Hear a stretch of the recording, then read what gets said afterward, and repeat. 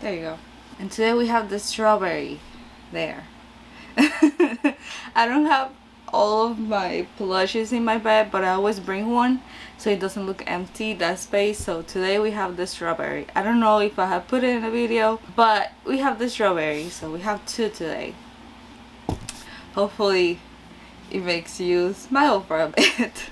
Hello everybody, welcome back to the channel. I hope you're doing great. I am going to be sweating a lot because it's hot. Like, it's not even what time is it? It's 9:30 and it's hot. Today we're actually going to be talking about a movie that I saw on Netflix, and I have my notes as always here in my laptop because I forget things. So if I'm looking, it's my notes. So yeah, we're going to be talking about a movie instead of a series, which is what I usually have been talking about, but today is a movie and it is called Unlocked. It is on Netflix. It is supposed to be a well, it's not supposed. It is a thriller film, and when I was looking info about it, I saw that it was based on a novel by Akira Shiga, and it is adapted from a Japanese movie as well called Stolen Identity. Let's go ahead and talk about this movie. We start by seeing a lot of people in a karaoke. They're kind of partying. They're in a party. That's the basically the thing. And in that group, we see Nami, which it is technically she's the main character of the movie. And she's going back home, and she left her phone in a bus. Now I'm pretty sure she was so drunk that she didn't even realize, but she left her phone on the bus.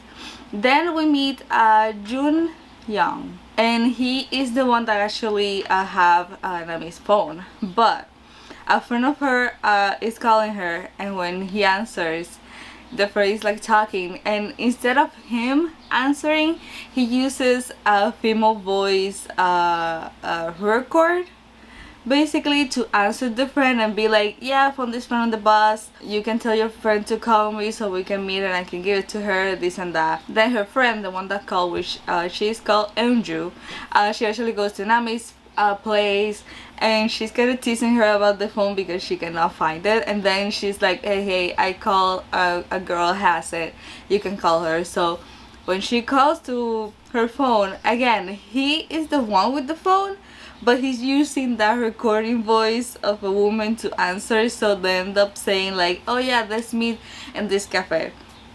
And then we see another creepy thing from him where he is like seeing her Instagram and some other people's Instagram that are kind of her friends, and then he's trying to unlock her phone, but he doesn't know the password, so he ends up breaking the screen of the phone. After that, we have a bit of a change, and we see that murder happens, right? And we see the body, and we see the detectives, and then some people that are kind of like finding evidence of what happened come out of the, I was gonna say jungle, but it's not a jungle, it's a forest. I was going to say jungle, I don't know why. Out of the forest, and they found this little, not little, but it was a syringe, and they're like, yeah, we don't know if this is actually evidence, but we found it. It has this nutrients that trees need to grow. And then the detective, one of them, which he is called G-Man, goes to where they found the syringe, and it is a plum tree. I'm gonna say that wrong, but he found that, and he immediately, you can see his face that he started to get worried. And then later on, actually, he's talking to Junho, which is technically his partner in a way, because they're always together working on this case. And he's like, yeah, I think my son does this, because just by seeing the plum tree, he already knew. Apparently his son really liked plums. But his son disappeared like 7 years ago, so he really doesn't know where he is. We go back to Nami, and she's in the coffee shop. Now this is her father's coffee shop, which his name, what is his name? I had it, oh, Sunwo. That's her father's name, Sunwo. And there, Jun Jung, trying to pronounce the names, actually calls to this cafe, but of course using the woman's voice recording thingy. The recording is like, hey, I'm sorry, I broke your phone, the screen is broke, but I left it in this repair shop. You can go there and pick it up. I pay for it, so you don't have to worry, you only have to go and pick it up. So she's already kind of like, what? But you know, it's a recording voice, so that recording just keep happening. And she's like, okay. So she gets the address, she goes to the place, and it is Yoon Jung that is there. The thing is, he has a hat and a mask, so she can't really see his face, and he gives her this paper to fill out, and in that paper at some part she has to put the phone password. Now I don't know why that a person that does that would need your password. Like, that for me would be already a red flag. I will be like, yeah, no, you know, because that person can just easily give you your phone and be like, yeah, put your password, and put it and done. So that for me already will be a red flag. But she still puts her password. She still does it. And this gives him the chance to put the password. Like, he actually fixes her screen, but he puts the password. He's able to like clone her phone, I guess you could say. That's what he does, I guess you can say. But he's able to do that, and now he has like full control of her phone. Not only he can see everything that she's doing, even her on the camera, and even listen to the conversation that she's having with people, not on the phone but like in person. He can even use the phone, like from the phone that he has, he can go and send messages as if it is her. So he has like technically full control over this. And then we also see this creepy thing that he does, where he has his laptop screen, like the photo that you put in your laptop is actually the girl that we saw at the beginning that is dead, and he changes the picture to one of hers, like, okay, you're my new victim, there you go, now you're my focus. And I feel like, no, that's creepy. Later on, Nami actually gets a raise in her job. It is like this startup company that she's in. It is important later on, but she gets a raise at her job because Yoon Jung have fully control of her phone and can see pretty much everything. He starts writing down everywhere that she goes, the people that she's close to, how her day is, even to the point where he starts following these things, not exactly like behind her, but like, okay, she does it during the day, okay, now today I'm gonna go and do it and visit all these places and have their phones and all of that. It's creepy, okay? It's just like, why? Back to the detectives. Junho, was it Junho? I'm pretty sure it was Junho. He found out that the number that Yoon had is not his anymore, I think. Yeah, it now belongs to a woman. And he also found out that he actually filed for fraud, something about a scam of a lot of money. And G-Man is like, okay, in that phone there's actually an address that G-Man goes alone. I don't know why he goes alone. I don't know why detectives love to go to places alone, but he does go alone to this place, which is essentially where Yoon Jung actually lives.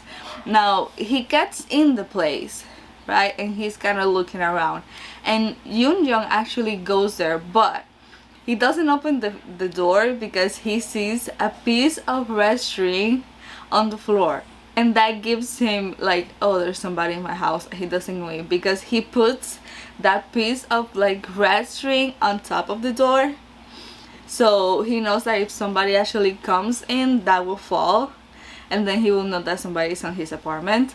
So as soon as he saw that on the floor, he's like, yep, I'm not going in. And he goes. The detective, which is G-Man, the one that is there now, does find a few things. He found like a suitcase full of like cassettes and notes, like notebooks of a bunch of people. But before he can actually keep investigating, he gets a message from Yoon Jung, essentially. And he's like, hi father, so nice to see you in my apartment. And he sends a picture of him in the apartment, and this just sends G-Man like, oh my god, he's here. So he started looking for him. He goes outside of the apartment, of the building essentially, and Yoon Jung ends up sending him more pictures of him on the street. He figures out where, and he actually goes to that building, but he's not there. You can see the phone taking the pictures, but Jin-young is not there. But by the time Ji-man goes back to the apartment, that gave Jin-young enough time to get into the apartment and flood the apartment, like it's water everywhere, and technically everything is destroyed. I think the only thing that he took was the suitcase with the phones and the cassettes and the notes. I think that's the only thing that he took. The rest is technically destroyed. So when Ji-man comes back and see that, it's not really a good thing, because you know he's there without a warrant, so he can get in trouble for that. So Jin-young now doesn't have a place to be. Essentially, he does end up going to the cafe again. Now this is his second time. He went there once, Nami gave him like plum juice, and then this second time he asked for plum juice again, and he's actually there to meet Nami. They do this little trade of something that they do. He gives him money for something that she's technically selling him, and there we see that he gives her a business card, and it is digital sheriff, and it has his contact info. So he technically works for a place that does computer stuff, I'm guessing. So Sunwo, which is Nami's father, appears, and he already has a bad vibe. He doesn't really like him. So when he takes Nami to her house, he's like, yeah, I don't like him. He doesn't give me a good vibe. Like, don't keep talking to him. And she really doesn't listen to him at all. But of course, Jin-young is actually hearing the whole conversation, because again, he has full control of her phone. So he heard that whole conversation, and he really didn't look that happy about it. If I'm totally honest, you can see his face. He's kind of annoyed that the father did that. So what he ends up doing is getting into Sunwoo's house. So what happens is he starts getting messages, Sunwoo, of like it is his Nami, but it's not Nami, it's Jin-young sending these messages, and he actually makes him download this thing, which is the same virus, malware, however you want to call it. I'm not that much into computers, so I don't know what it will be called, but it's the same thing that Nami has on her phone, and he can see what the father is doing. And then he sends a message that he has like a box outside, and that's how he's able to like hit him in the head and be able to get in the house. More bodies appear. I think it is in the same place that the first one appeared, so now it is kind of a bigger scale, because there's more people there, and it is a lot of people. It is a lot. I was like, okay, for how long has he been doing this? Yeah, Onju, which is Nami's friend, is actually staying at her place, and Nami is like, I guess she woke up late for work or something, but what actually like gives her trouble because during the whole thing, I think she was late for work, but then when she checked her phone, she has a lot of calls missing from her CEO where she works, the startup company, because she apparently has another Instagram that is kind of private. There isn't picture of her. I don't know exactly what this other Instagram is, but only Eunju actually knows about this Instagram. And there it looks like she posted something about her race. It was like a photo of all of them that work in the startup company, and she's talking about the race that they gave her, and a bunch of things which she actually didn't post. I'm guessing it was Jin-young that posted, so that's why her phone was blowing up. And when she got to the company, of course everybody there was mad, because you know the company kind of was going to go bankrupt because people wasn't going to buy, and people wanted refunds of the things that they already got. So they kind of, you know, the CEO isn't really believing her, because Nami is like, I didn't post it, that was not me, I think somebody hacked into my phone because it's been doing strange things for a while. But the CEO really isn't believing her, to the point that she actually assaulted her. So technically Nami doesn't have a job anymore. So they end up actually they tried going to the police first, but the police really couldn't do anything because they needed to find proof. And they're like, but you need to find the proof. And they're like, yeah, but you need to give us proof that you actually being hacked, so then we can find more proof about it. That is not logic, but okay. So they end up calling Jun Jung, which again, if you see the business card, it said that he works in kind of computer stuff, so that's why they call him. And they meet in the cafe, and he's like, yeah, he started investigating the phone, and he's like, yeah, your phone does have this malware software, however you want to call it. And he even tells them like how it works, like he can probably see you on the screen, he can probably see you in the camera and all of that. But I'm gonna delete it. He really doesn't delete it, but delete it and you will be safe.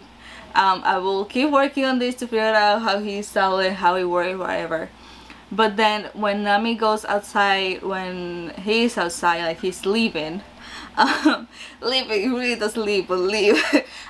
He starts telling Nami like, hey, this kind of thing, it can't be controlled remotely. It has to be done present. So whoever installed this was probably close to you at the time that these things happen. So this makes Nami think that it is Eunju, because she was with her throughout the whole day and night, and she even stayed in her house.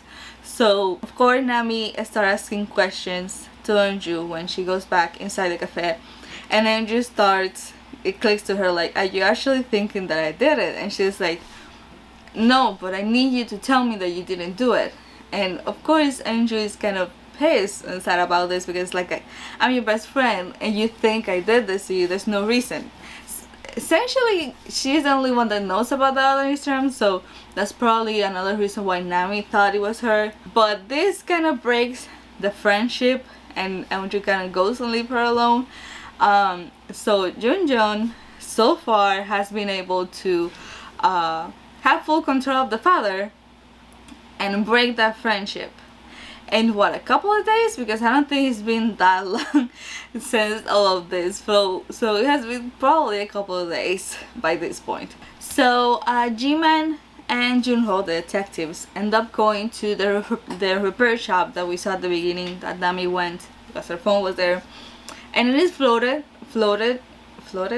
as well. There's water everywhere. Essentially everything is like in not good condition, and they try and find stuff. They do see Nami name, so Jiman is like, yeah, this is probably his next victim. Let's try and find stuff about here, blah blah. Some police do end up getting there because Nami actually called them to go there with her, and when Nami and the detectives are talking, she's like, yeah, this has been happening to my phone, and this has been happening since I came here to get it repaired because somebody left it here. So I'm pretty sure the person that worked in this repair shop was the one that installed that thing in my phone and has full control of my phone. So the detectives are like, yeah, we are working on a case like that. Like a prime suspect is somebody called Jun Young. She's like, oh, I have heard her name, like I know that person. So they found out like he really doesn't work in the digital sheriff thingy place, because she does end up calling to the place and she asks, and they're like, no, he doesn't work here. So that is already a red flag for her. Apparently the other things weren't a red flag, but this was a red flag. So what she ends up doing is she tells the detectives, hey, I have his phone, I can call him over so he can come to my apartment, you are there, and then you catch him. That's like the whole plan, right? So he does end up getting there, Jin Young does end up getting there, and the detective does end up catching him, well, surrounding him. That's the thing. And when Jun turns around, that Jiman sees his face, he's like, oh, you're not Jun. And he's like, no, that's not me, that's not my name. Like, why are you police doing this? Are you doing this to a civilian, like this and that? He's kind of like arguing, and Junho's like, I'm sorry, we thought you were another person, but you're not him, you can keep going your way. But Junho still has that feeling of, I don't like him, but Junjun goes away. So at this point, we start kind of thinking everything that we saw, because throughout this whole point, we are thinking that he's Junjun, like Jiman's son, but he's not, because he doesn't recognize him. It's not his son. So at this point, you're thinking, okay, if he's not his son and his name is not Junjun, who the hell is this person that is, you know, doing all of this? So the detectives do end up going to Nami's house, and they're like, yeah, we didn't see anything. She does end up changing her phone, like the SIM card, she changed it to another phone that she has, and they took her to her father's place so she can stay there. And if you all don't remember, Junjun, well, Junjun, which is not really him, but him, is actually there. After some time, she actually realizes that he's there because she hears the phone and she's gonna call the police, but he ends up deleting the phone while she's typing it. So she's like, oh yeah, he still has full control over my phone now. He still has it now. So she does end up seeing him in the living room. Like, I didn't want to laugh, but I had to laugh because it was hilarious. Because when she gets into the living room, he's behind the couch with the phone, like showing the recording of the conversation that she had with her father about him, and then he comes around and be like, hi. And I'm like, that's probably should be creepy, but it's not creepy for me. I was laughing, it was hilarious for me. They start arguing, of course, because she's like, where's my father, why are you here, this and that. He's like, nah, I'm not gonna tell you. And she's like, I will do anything that you want, just leave my father alone, he doesn't have anything to do with this. So he's like, okay, text the police, like the detectives, and be like, and just say everything is fine, I will contact you tomorrow.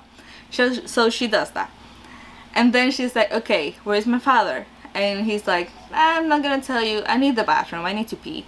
So he goes to the bathroom. I'm like, boy, what the fuck is wrong with you? But he actually goes to the bathroom. I don't think he pees, but he flushes the toilet and kind of opens the door a bit, but he doesn't come out. So when she goes in, we see the father inside the tub. His hands are tied and he's almost fully submerged in the tub. The tub is almost full of water, and he can technically not breathe because his mouth is covered, and you can see he's very weak at that point. And of course, this makes her go angry and worried, and she's like, hey, I will do anything that you want, please. I don't hurt him, he doesn't have anything to do with it. So he tells her, Junjun tells her to tie herself with tape, so she does that. And then she's like, please let my father alone, he doesn't have anything to do with it. And he's like, okay, you'll do anything that I tell you. And she's like, yeah, just leave my father alone. And she's like, okay, then how about you kill your father? And I'm like, oh my god, I should laugh. This is the way he said it. I remember the way he said it, Jesus. What he ends up doing is throwing her in the tub, and because she's on top of her father, her weight is bringing him down, so he's drowning essentially. Like, she's making him drown. And Junjun, gonna keep calling him that, but he's not Junjun.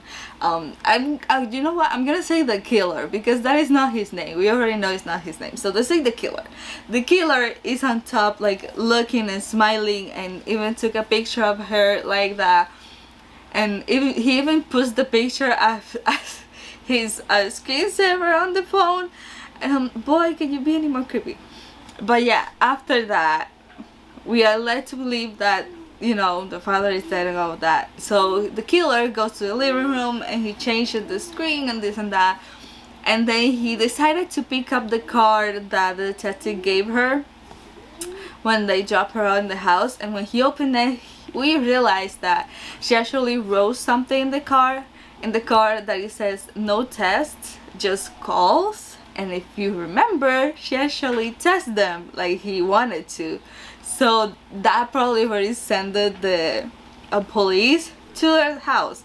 Another thing that I skipped completely, when the police were detectives I should say, were on the way after the job her, they received a call from missing persons people, and they actually tell them that Jun body is actually in like the morgue, I'm guessing he is, waiting to be recognized by some family member and all of that. So it is official that Jun, the actual person, is dead. So by the time the killer, I want to say the name, the killer, figures this out, the detectives are already there and they already catch him.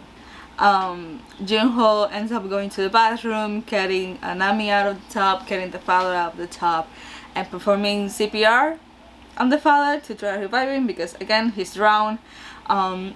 G-Man is like furious.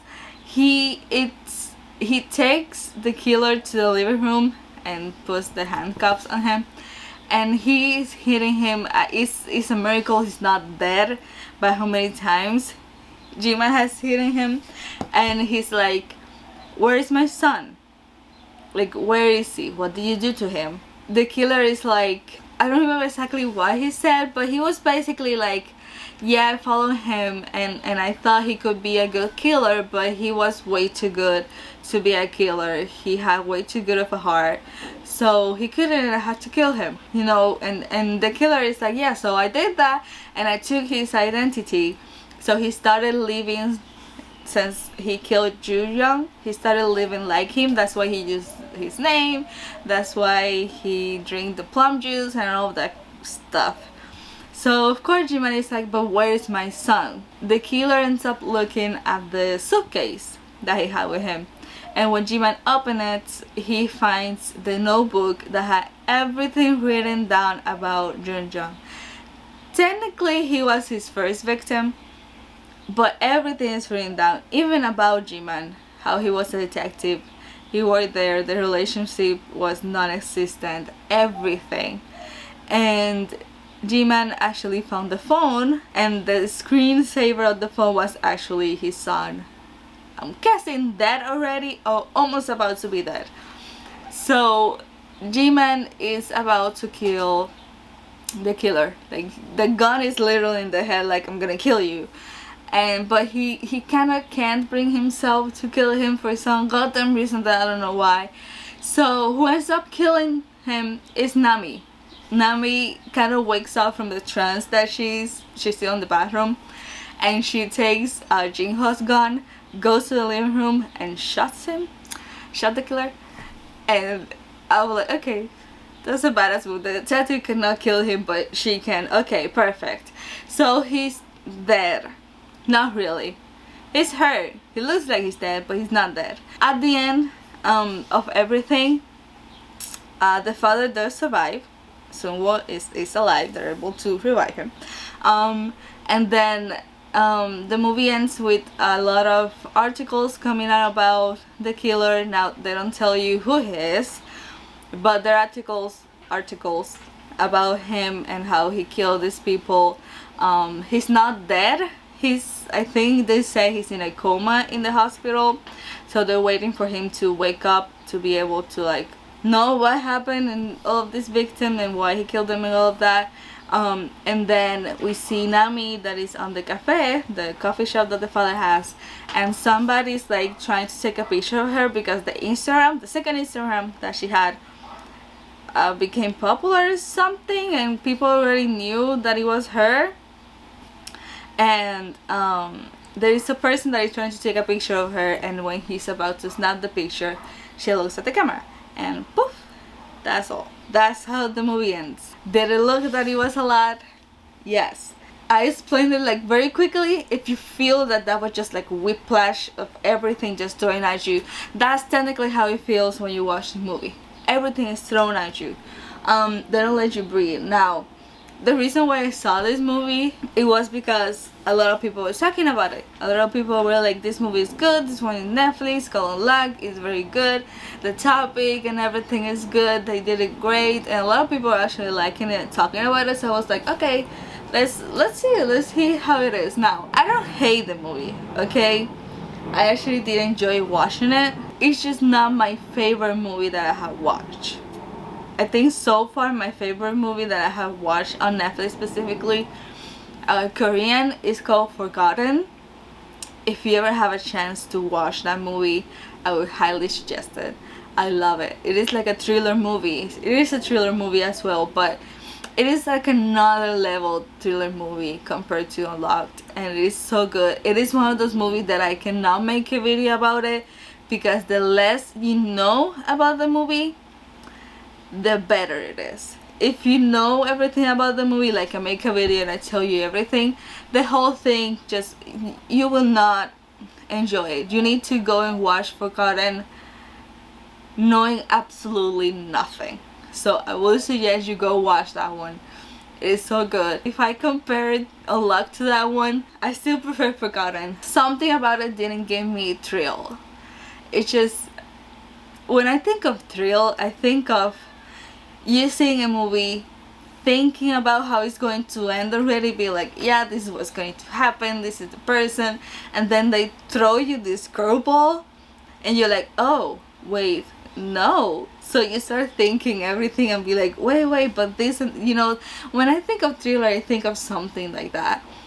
Unlocked didn't give me that. I already kind of knew. I was like, yeah, he's not that person, you know? By the way he was acting and everything, you can already tell that it is not him. There's still like, if you're confused, there's things that still confuse you, because one, they don't tell you why he's doing it. He just does it and done that. He found the phone and it's become an opportunity to him, and he goes stalk this person and then kill it. But there's no real reason behind it. I think like if there was a reason for it, then maybe I can be more into the killer and be like, ooh, he's doing it because of this. I don't know, without a reason it kind of feels empty. It will work if there was more to it, but because there isn't, it kind of doesn't work for me. I don't know, just, and also, who the fuck is he?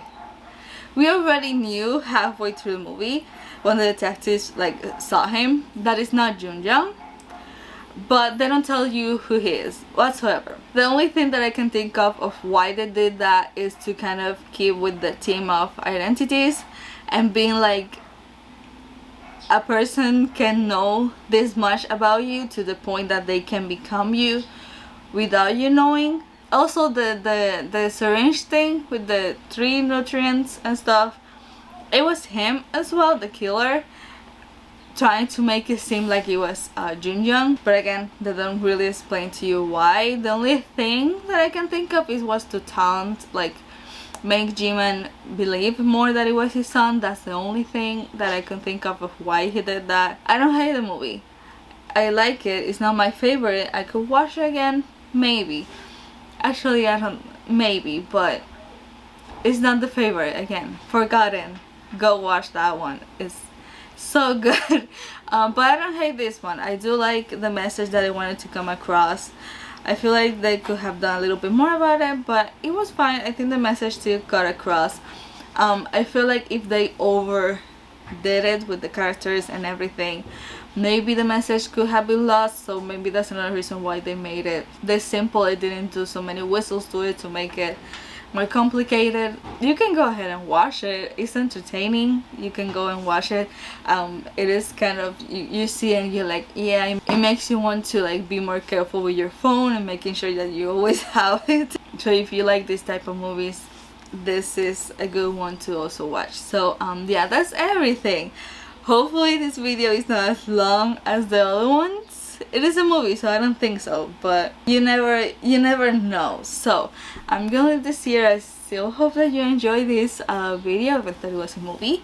I still hope you enjoy it, and I'm gonna leave it here because I think my neighbors are here and they're going to start making sounds. So thanks so much for watching. I hope you're doing great, taking care of yourselves, and I will see you on the next one.